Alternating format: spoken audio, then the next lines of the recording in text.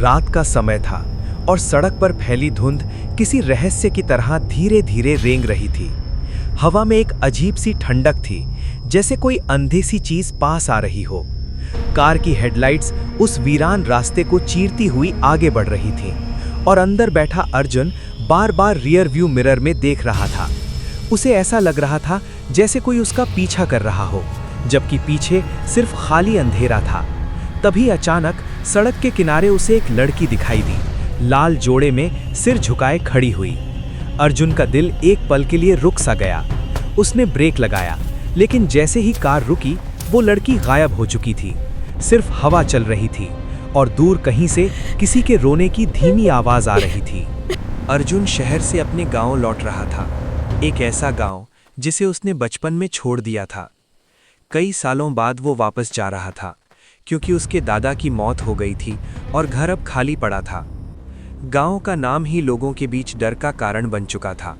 लोग कहते थे कि वहां रात में कोई नहीं रुकता, और जो रुकता है वो कभी वापस नहीं आता।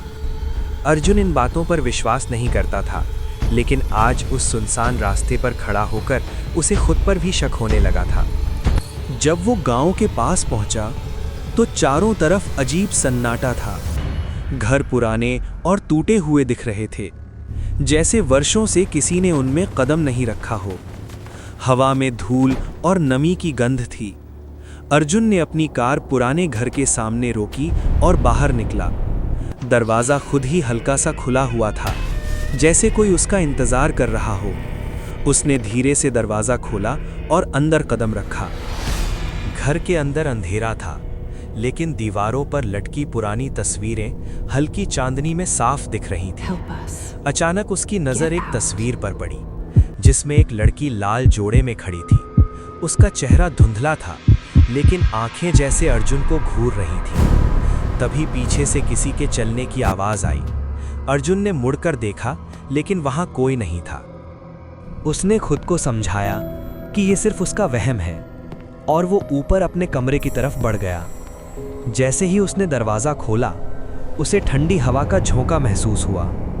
कमरे के बीचों बीच एक लाल जोड़ा रखा हुआ था, बिल्कुल वैसा ही जैसा उसने रास्ते में उस लड़की पर देखा था। उसका दिल जोर से धड़कने लगा। उसने धीरे से उस जोड़े को छूने की कोशिश की, लेकिन जैसे ही उसका हाथ उसके पास गया, अचानक कमरे का दरवाज़ा जोर से बंद हो गया। अर्जुन घबरा गया। उसने दरवाज़ा खोलने की कोशिश की, लेकिन वो नहीं खुला।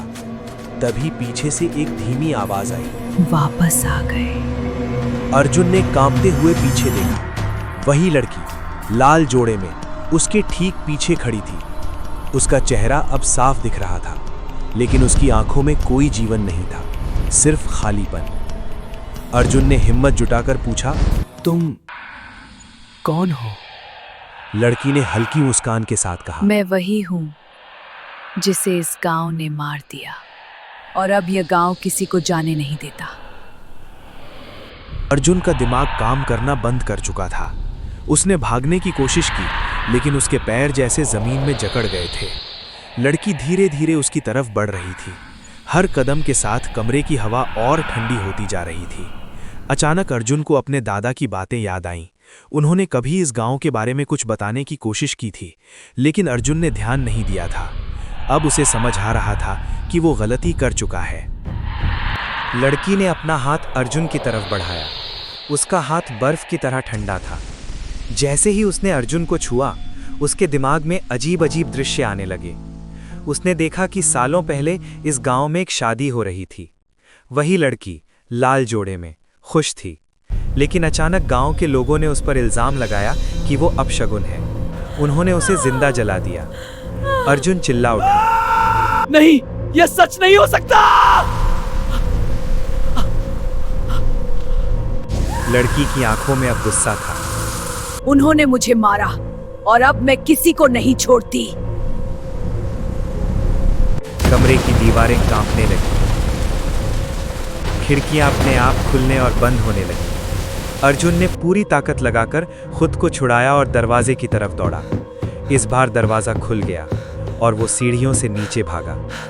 नीचे पहुंचते ही उसने देखा कि पूरा घर बदल चुका था। दीवारों पर काले निशान थे, जैसे आग से जले हों। हवा में जलने की बदबू थी। अचानक उसे पीछे से कदमों की आवाज़ सुनाई दी। वो जानता था कि वो लड़की उसके पीछे आ रही है। अर्जुन घर से बाहर भागा और कार की तरफ दौड़ा। उसने जल्दी से कार स्टार्ट की, लेकिन इंजन चालू नहीं हुआ। उसने बार बार कोशिश की, लेकिन हर बार नाकामी मिली। तभी उसने सामने देखा, वही लड़की अब कार के सामने खड़ी थी। उसकी आंखें लाल हो चुकी थीं। उसने धीरे धीरे अपना सिर उठाया और अर्जुन की तरफ देखा। तुम भी यहीं रहोगे हमेशा के लिए। अर्जुन ने चीखते हुए कार का दरवाज़ा खोला और भागने लगा, लेकिन गांव की गलियां जैसे ख़त्म ही नहीं हो रही थीं। वो जितना भागता उतना ही उसी जगह पर वापस आ जाता। थक कर वो एक जगह रुक गया। उसकी सांसें तेज़ चल रही थीं। तभी उसे एहसास हुआ कि वो उसी जगह खड़ा है जहां उसने पहली बार उस लड़की को देखा था।